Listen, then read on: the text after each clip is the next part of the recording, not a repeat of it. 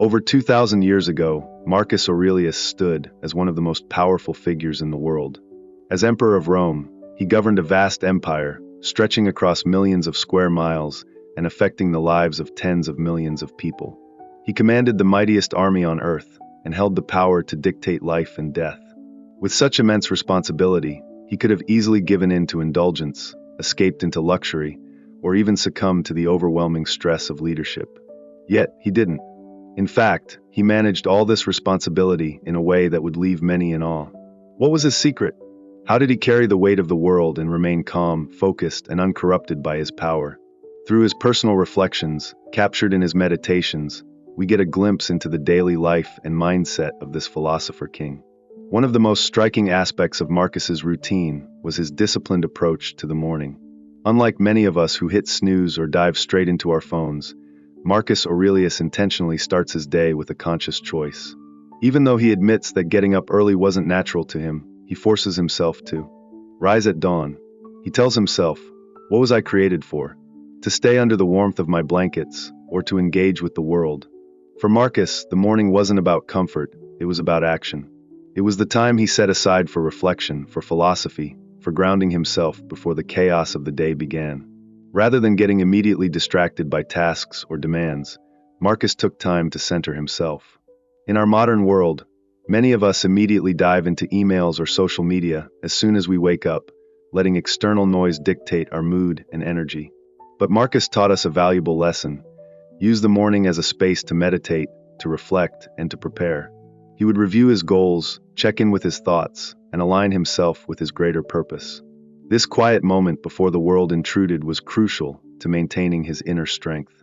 In his meditations, he acknowledges that the people he would interact with during the day would likely be ungrateful, arrogant, or even dishonest. Instead of letting this frustrate him, Marcus used this awareness as a tool for emotional preparedness. He expected difficulties, and he prepared himself to handle them with patience, understanding, and calm. This is a practice rooted in Stoic philosophy, known as premeditation of adversity, where you mentally prepare for challenges in advance. By anticipating that things won't always go as planned, you are less likely to be rattled when they don't.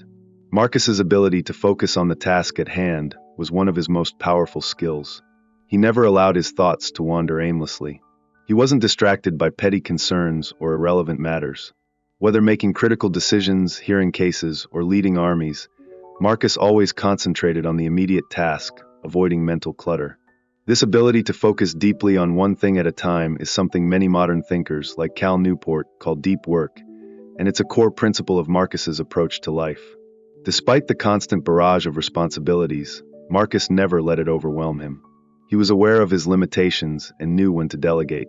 He learned from his predecessor, Antoninus, how to value others' expertise and listen to feedback without taking offense. Marcus viewed criticism not as a threat, but as an opportunity to improve. In a world where ego often stands in the way of growth, Marcus's humility allowed him to learn from others and make better decisions. In sum, Marcus Aurelius's routine teaches us a lot about how to lead, how to manage stress, and how to cultivate a mindset of discipline and focus. His daily life was a careful balance of action, reflection, and unwavering commitment to his responsibilities. By starting each day with intention, preparing mentally for the challenges ahead, and practicing focused, deliberate work, Marcus created a foundation of resilience that allowed him to not only survive but thrive in one of the most demanding jobs in history.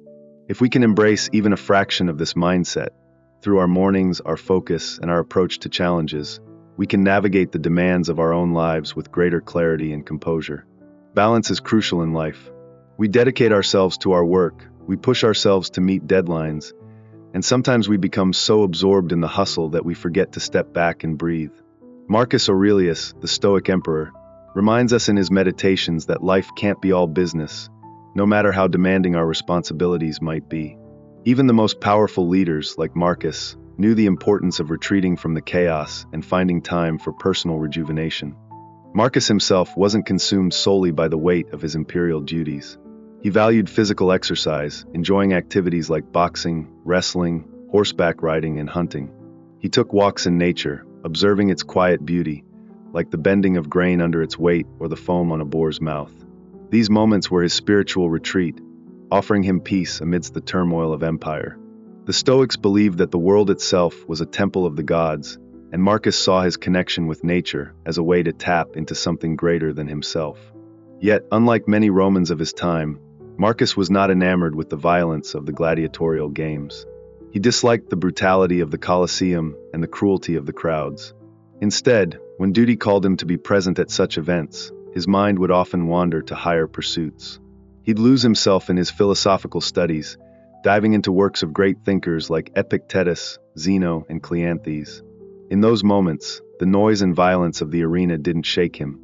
He found his calm within, through his dedication to wisdom. Marcus believed that it wasn't necessary to physically escape in order to find peace. You can retreat inwardly, he said, to your own soul, regardless of the external chaos. Whether facing the overwhelming pressures of running an empire or sitting in a blood-stained arena, Marcus found solace in his thoughts, in his philosophical study, and in his connection to a deeper, more centered place within. His idea of retreat wasn't about leaving everything behind.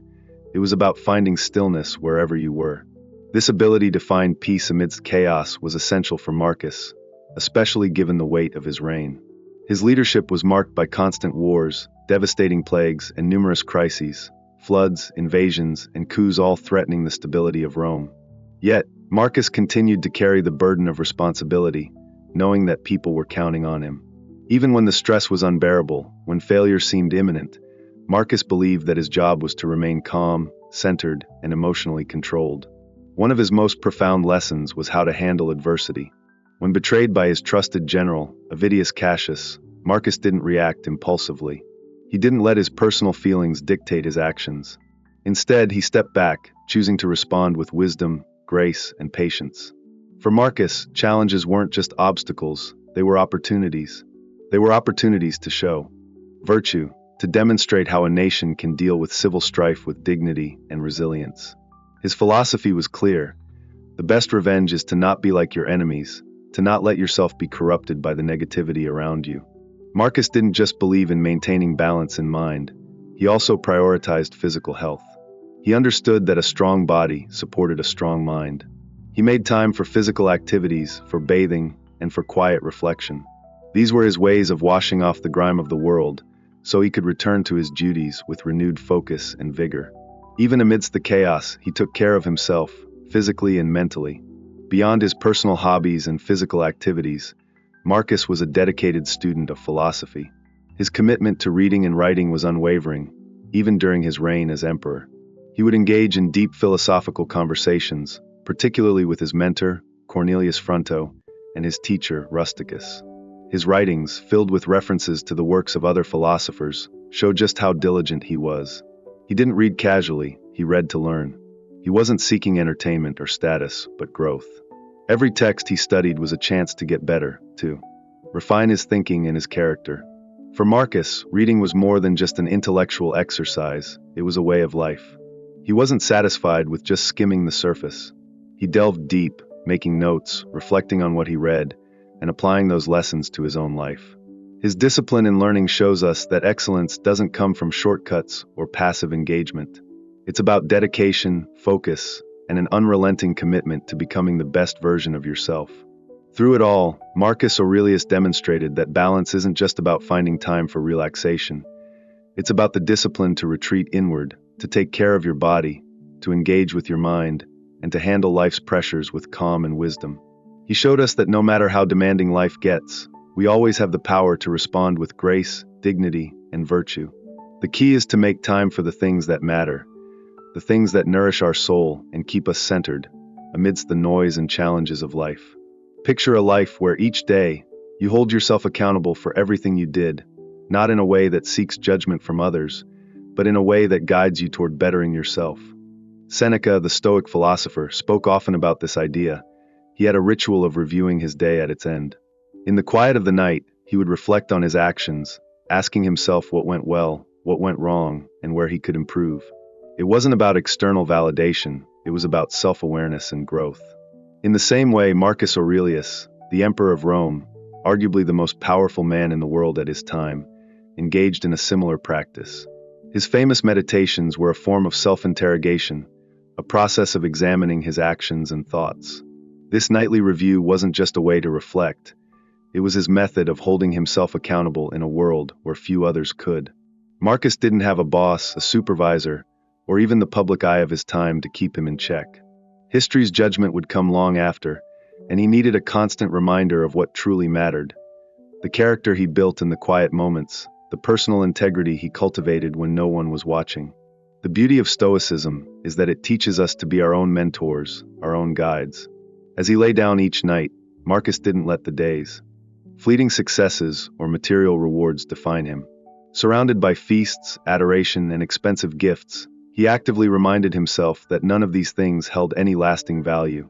He viewed his wealth and power, whether it was the luxury of a golden statue or the riches of conquest, as nothing more than dead pigs and rocks pulled from the earth. He refused to be seduced by the illusions of grandeur. It wasn't about detaching himself from the world, but about not letting his world detach him from his principles. Every day, Marcus faced moments that would tempt him to forget his purpose. Yet he continually practiced memento mori, the reminder that life is short, that death could come at any moment, and that we should not waste a single day. He would imagine that he might not wake up tomorrow and ask himself, if today was my last, did I live it the way I want to? Did I make the most of it? This wasn't a dark, morbid exercise, but a wake-up call to truly be in the present moment, to appreciate the time with loved ones, to not rush through life as if we had endless tomorrows. Marcus even wrote that when, tucking his children into bed, he would remind himself, they may not make it to the morning. This wasn't an obsession with death, it was a poignant call to cherish every moment, to be fully present, and to stop taking life for granted. As modern-day individuals, we often find ourselves caught up in the rush of success, busyness, and the constant pursuit of more. We can get trapped in thinking we're at the center of everything, but we're not. Success can easily inflate our egos. Our busy schedules can trick us into thinking we're important simply because we're constantly occupied. But Stoicism teaches us to zoom out and view life with perspective. Marcus did this often, looking at his powerful army from above, seeing them as tiny ants, reminding himself that no matter how close we get to something, it's all part of a bigger picture. Humility is key. At the end of his day, after reflecting on his thoughts and actions, Marcus would prepare for rest. It's easy to overlook the importance of good sleep, especially in our modern world of screens and distractions. But sleep was essential for Marcus. Despite his known struggles with insomnia, likely from stress and health issues, he tried to maintain a routine that allowed for rest and rejuvenation. And we should too. Protecting our sleep is part of caring for ourselves, which is crucial to maintaining discipline in life. When we think about Marcus's life and his nightly rituals, we can see that, while his experiences were extraordinary, his approach to life and self-awareness is something all of us can learn from. His habits remind us that our time is precious, that every day should be lived with purpose, and that we are all capable of holding ourselves accountable, no matter how small or grand our lives may seem. In our own lives, we should consider creating a routine of reflection, a space where we can evaluate our actions and ensure we're living according to our highest values. It's not about being perfect, but about striving for progress, learning from our mistakes, and making every moment count.